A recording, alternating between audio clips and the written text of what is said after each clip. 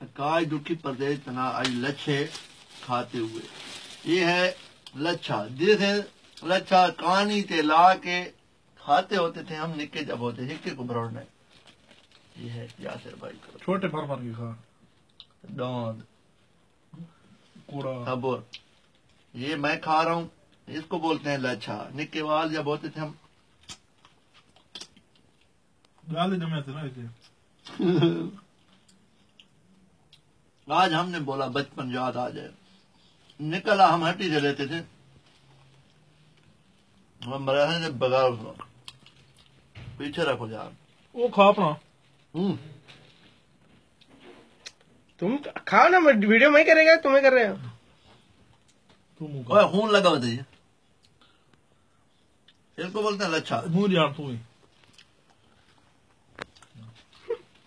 करना सारे होले होले खा के करना है। खाता घूमती है यार। बहुत मजा आ रहा है मेरे दिन।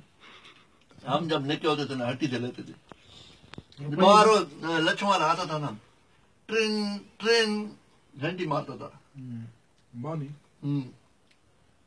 फिर इसमें क्या किया ये तो याद बात है।